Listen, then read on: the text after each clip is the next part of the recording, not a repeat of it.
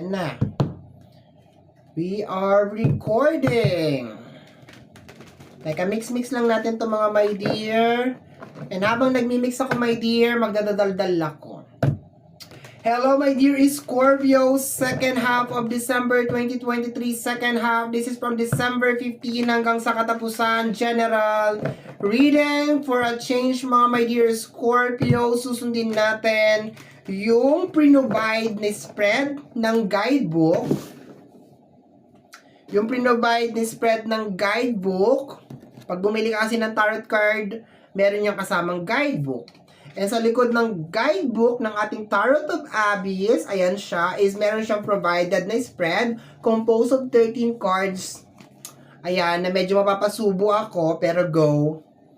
And 13 cards composed din of 13 question. Okay, so without further delay, without further distraction, let's go my dear, and comment down below if just in case nagustuhan mo itong ginawa natin or itong ating spread.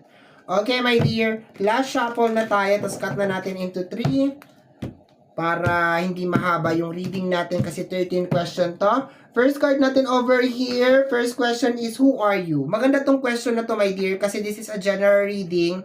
So, para umpisa pa lang, alam mo na, my dear, kung para sa'yo talaga or hindi. Okay? First question is, who are you? Who is that girl I see? Oops. Okay. Emote energy, emotions taking you over. This is the Four of Cups, my dear. Kung makikita mo si Four of Cups dyan, my dear, medyo lunod na lunod siya ng emotion ng tatlong cups dun sa baba. Or parang masyado siya nag-aalala dun sa emotion sa baba. Okay? Posible nag-aalala ka, my dear, sa ibang tao. Or nalulunod ka sa emotion ng tao, nalulunod ka sa energy nila, yun ang nakukuha ko dito, my dear. Posible din, my dear, na masyado kang nai-involve sa buhay ng ibang tao o parang ikaw na, my dear, nagpapatakbo ng buhay nila.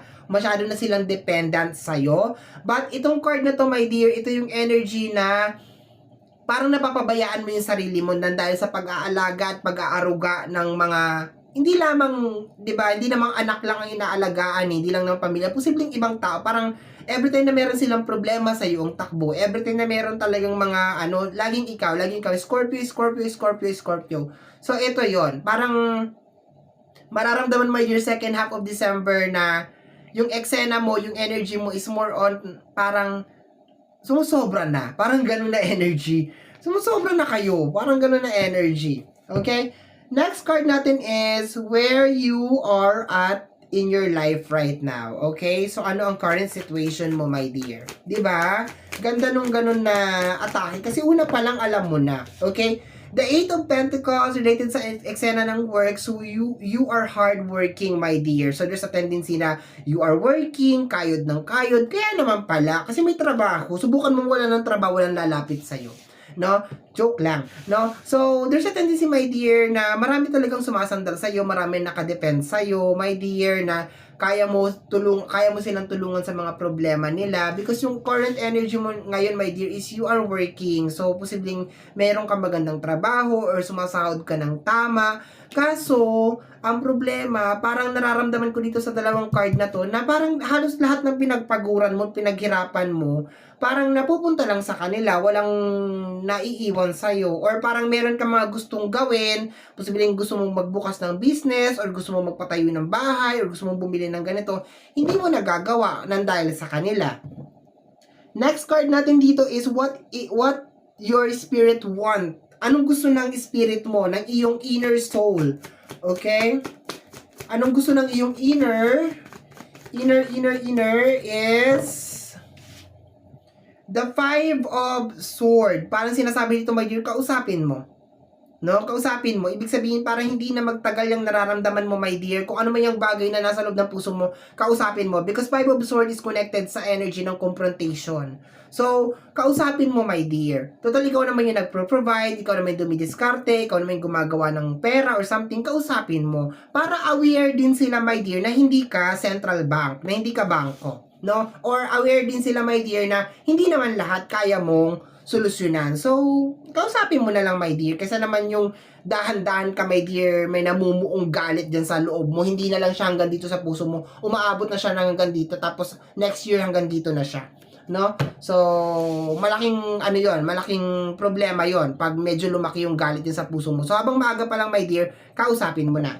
Next card natin dito, my dear, is yung your doubt and fears. Once again, pag nagugustuhan na tong reading na to or pakiramdam mo it's working, comment down below. Okay, give your opinion, give your suggestions, at babasahin ko yan. The Page of Cups. No? Sa energy ng page is more on young energy to eh. So, normally, ano bang energy ng isang bata na very emotional? Posibleng natatakot ka na hindi ka nila maintindihan, no? Pag nagsalita ka, posible, yun na nakukuha kong energy dito sa page.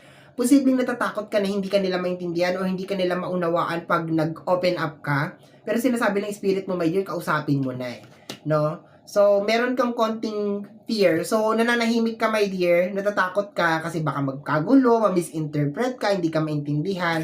Pero ikaw magdadala nito, my dear. So, pag tinikom mo yung bibig mo, ikaw magdadala. Dadali mo siya hanggang next year. Pero pag sinabi mo siya ngayon, hindi pa naman natin talaga conclude kung magagalit ba sila or hindi or maintindihan. So, subukan mo na lang.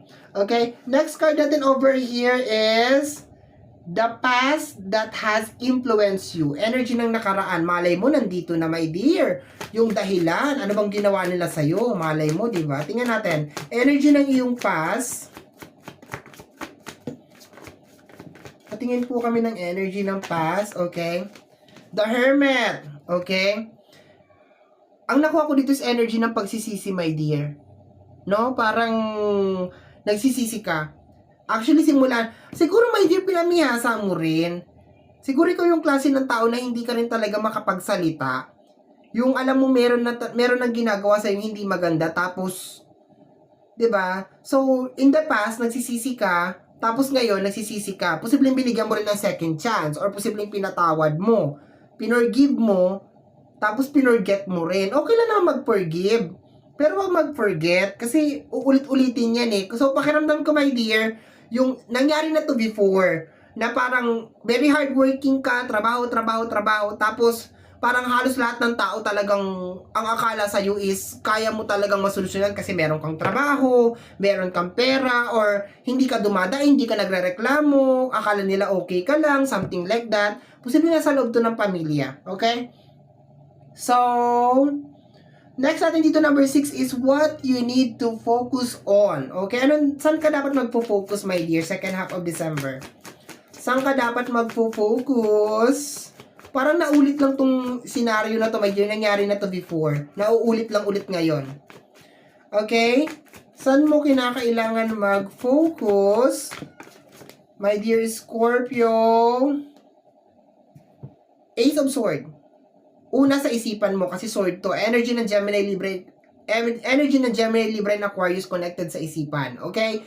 So, ang trabaho kasi ng Ace of Swords is more on cut-off, decision-making. So, as soon as possible, my dear, kasi sword din to, my dear, oh, yung what is your spirit want, diba? Sabi dito, kausapin mo na, confrontahin mo na. Tapos, diba, saan ka daw kinakailangan mag-focus? So, kausapin mo na talaga, my dear. Kausapin mo na, komprontahin mo na. Kung hindi ka niya maiintindihan at magpapakalayo siya, mamasamain niya sasabihin mo, problema niya na yun, hindi mo na problema yun. Ang mahalaga, my dear, masabi mo, kailangan magtanggal ka, my dear, ng mga mabibigat dito sa puso mo, my dear. Kasi ang mangyayari dyan, hindi naman nila alam eh. Posibleng hindi nila to alam, my dear, na nakakasakit na pala sila, na nahihirapan ka na pala. Sabihin mo na lang, my dear. Pero, make sure, my dear, na pagsasabihin mo, hindi mainit ang ulo mo, hindi ka bad trip, or hindi ka pagod. Yung para, di ba, malumanay mo masabi na, oy, baka naman. Di ba yung ganon? Okay. Next card natin over here is, what you should be grateful for. Di ba? Anong dapat mong ipagpasalamat, my dear? Okay. Bilisan natin. Okay, bilisan natin ang reading mo, my dear Scorpio. Anong dapat ipagpasalamat ng ating mga my dear Scorpio? Asan na siya? Okay. Saglit lang. The Lover's card. Okay. na meron kang mabuting puso, my dear. Okay? Na mapagmahal ka na klase ng tao. Kasi pakiramdam ko, my dear, lahat to ginagawa mo or lahat to nag-umpisa ng dahil sa pagmamahal. Kasi nararamdaman ko dito yung paulit-ulit mong pinapatawad, paulit-ulit mong pinagbibigyan, talagang yun na nakukuha ko dito na energy, my dear. O kaya kahit meron ng ginagawa sa hindi maganda, sige pa, hindi ka nagre-react because of love. I think sinasabi ng ating spirit guide na kinakailangan mo magpasalamat kasi meron kang busilak na puso. Ibig sabihin, lahat ng ginagawa mo is nanggagaling sa puso mo. Kaso, syempre, kung napipinsala ka na rin naman, 'di ba? Sabihin mo na lang, sabihin mo na rin kasi baka hindi din alam talaga ng mga tao na to, my dear, na nakakasakit na sila or napipinsala ka na or napapagod ka na, my dear. Okay? So, anong dapat may pagpasalamat? The energy of the lovers, okay? That you have a good heart. Okay? What you should let go? Anong dapat mong i-let go or i-release, my dear Scorpio? Eto na siya. The Two of Wands. Yung lagi ka nag-hesitant. Ito kasi yung two of Wands eh. Yung aalis ba ako? Yung lagi ka nagdadalawang isip. Ibig sabihin, pag meron ka naisip, my dear, second half of December, go. 'Di ba? Kung meron kang gustong kausapin, kausapin mo. Kung meron kang gustong puntahan, puntahan mo. 'Di ba? 'Yun ang nakukuha ko dito. Parang sinasabi dito, huwag kang urong sulong. 'Di ba? What you need to let go, huwag kang urong sulong. Okay? Next card natin over here is what does the universe want to tell you? Ano daw gustong sabihin sa iyo ng universe? Okay? The Queen of Pentacles related sa usapin ng pag-provide. Parang sinasabi ng card na to, my dear, na si Queen of Pentacles kasi, my dear, is very loving and very caring. Punong-puno ng puso to eh. Earth sign to eh. Parang sinasabi ng card na to, my dear, na kung hindi na nanggagaling sa puso mo yung mga bagay na ginagawa mo, kung wala ng love na nangyayari, stop mo na. Tigil mo na. Kung parang napipilitan ka na lang, stop mo na. Yun ang sinasabi dito ng universe. Kasi hindi yan mag-work, hindi yan magiging effective. Dapat love mo kung ano yung ginagawa mo. Pag nag-share ka, dapat nanggagaling sa puso mo. 'Di ba? Yun ang, pag nagtatrabaho ka, dapat galing sa heart mo. Pero kung hindi na nanggagaling sa heart mo, my dear, meron na tayong problema dito. Parang ano na siya eh, yung parang ka na napipilitan, parang ganun ang nangyayari dito, my dear. Next is what's some of your strength? Ano yung mga hidden strength mo? Mga lakas mo, my dear. Mga nakatagong lakas for the second half of December. Okay. Energy of the Queen of Wands of manifestation. Ibig sabihin, my dear, nandun ka pa rin. You're a good manifestor pa rin. Ibig sabihin, magaling ka pa rin talaga mag-manifest. Lahat ng gusto mo, makukuha mo pa rin. Yun nga lang, may blockage ka kasi kanina. Di ba, parang napapagod ka, meron kang gustong sabihin, meron kang gustong i-express. So, express mo na, my dear, kasi there's a tendency, my dear, na imbis na makapag-focus ka sa energy ng Queen of Wands related sa usapin ng manifestation, magpo-focus ka doon sa nangyayari sa loob ng puso mo, my dear. Sad to say, or bad energy, or bad sinyales, posibleng madala mo pa to ng 2024. Okay? Next card natin over here is what you can accomplish. Ano yung mga ma-accomplish mo sa second half of December, 15 hanggang sa katapusan?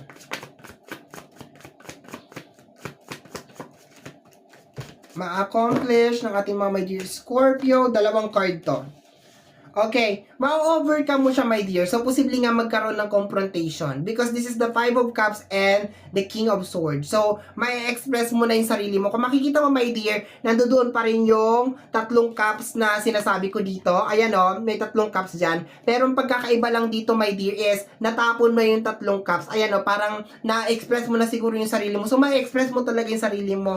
Masasabi mo yung mga bagay na gusto mo mangyari. Kasi ang partner niya dito, dapat isa lang to, is the King of Swords. So, ma-accomplish mo, masasabi mo siya. Siguro, matatauhan ka na, teka, hindi na to tama. Talagang kailangan ko na talagang itama to kasi hindi na talaga siya tama. So, ma-express mo yung sarili mo, masasabi mo dun sa mga tao na posibleng nagko-create ng blockage or nagkakaroon ng negative impact sa'yo, my dear, yung mga bagay na gusto mong sabihin. Okay, next card natin over here. What you have learned. Anong matututunan mo? Anong matututunan mo? Second half of December. What you have learned.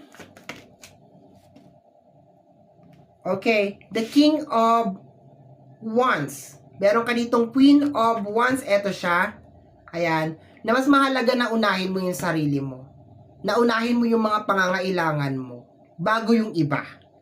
May ganun ka kasing ugali, my dearie, na lagi mong pinapriority yung wala namang masama doon, pero pag inaabuso ka na kasi, may something na tayo doon. Okay? Potential future outcome. Konting pasilip sa hinaharap, my dear, 2024. Future is the Seven of Cups. Okay? Masyado kang focus, marami kang mga gustong mangyari, my dear, sa hinaharap. So, ibig sabihin, yung emotion na posibleng ngayon, pinapaikot mo yung mundo mo sa tao, pag-provide, pagbibigay, mag-e-end na siya second half of December, and pagtungtong ng 2024, mas focus ka na, my dear, sa mga manifestation mo in life. Okay? Mas more on very personal to, my dear. So, kung gusto mo ng kotse, gusto mo ng bahay, gusto mo ng ganito, gusto mo ng bagong TV, gusto mo ng more on sarili mo yung energy. Gusto mo magpa-spa, gusto mo magpa-parlor, gusto mo magpa-beauty, gusto mo bumili ng damit. More on sarili mo yung pina-priority mo next year. Okay? Posible din na may kinalaman sa health. Baka mag-focus ka rin sa energy ng health.